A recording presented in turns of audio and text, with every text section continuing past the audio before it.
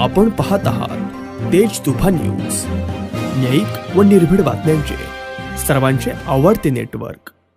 पुणे जिल्ह्यातील जुन्नर तालुक्यातील जुन्नरचे विद्यमान आमदार शरददादा सोनावणे यांनी काल एका ठिकाणी मुलाखतीमध्ये बोलत असताना बोलले की आपल्या भागामध्ये चोराचे प्रमाण जास्त वाढलेले आहे।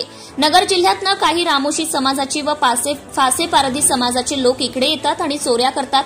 ज्यावेळेस सोशल मीडियानंतर सोशल मीडियावर हे वक्तव्य व्हायरल झालंय, त्यानंतर तमाम नगर, पुणे, नाशिक जिल्ह्यातील तसेच राज्यभरातील रामोशी समाज बांधवांमध्ये व फासे पारधी समाज बांधवांमध्ये तीव्र असा संताप व्यक्त करण्यात येत होता।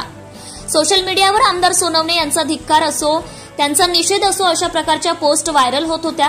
आज दिनांक 26 जुलै रोजी सकाळी 11 वाजता नगर व पुणे जिल्ह्यातील, नाशिक जिल्ह्यातील व राज्यभरातील रामोशी समाज बांधव हे आळेफाटा छत्रपती चौकात एकत्र आले।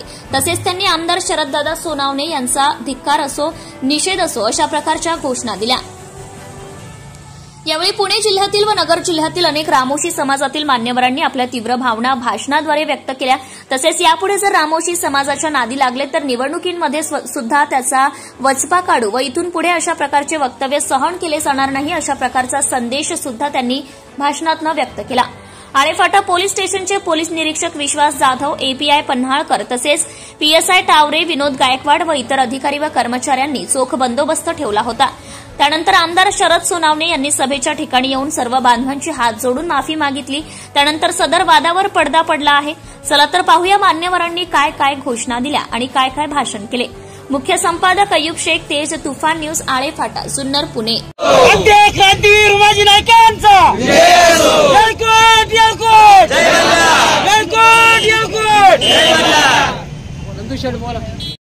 कार्य म्हणू शकतो, कारण की आपल्यामध्ये आपण कुणाच्या खाली कांडे नाही। आपण जर म्हणले चोर तर उद्या आपली लोक मोलमजुरी करणारा समाज आहे आपला। 2 रुपये हक्काने कमवून खातो आम्ही, पाठीवरती 50 किलोचं वजन घेतो, पण 2 रुपये कोणाच्या हातावर घेत नाही आम्ही। जर तुम्ही असं म्हणत असाल त्याचा निश्चित 100% होणार आहे, त्याची काळजी घ्यायची। आम्ही तुमच्या दारात येत नाही कधी, तुमच्या येण्याने आमची चूल पेटत नाही कधी, पण हे बोलताना तुम्ही विचार करायला पाहिजे होता। समाजाच्या प्रत्येक पोरांनी, प्रत्येक महिलेनी, प्रत्येक माणसाने याचा विचार करायचा आहे। एवढं बोलून थांबतो। जय हिंद, जय मल्हार। अध्यक्ष क्रांतीवीर उमाजी नाईकांचा जय मल्हार। आता खऱ्या अर्थाने हा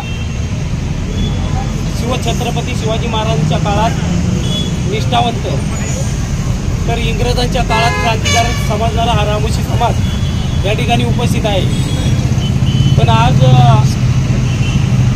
रामोशी समाज हा एक आम्हाला कलंक असताना आम्ही तो बुजवण्याचा काम आज आपल्या महाराष्ट्रामध्ये लोकनेते दौलत नाना शितोळे साहेब यांच्या माध्यमातून आम्ही सर्वजण करत आहे।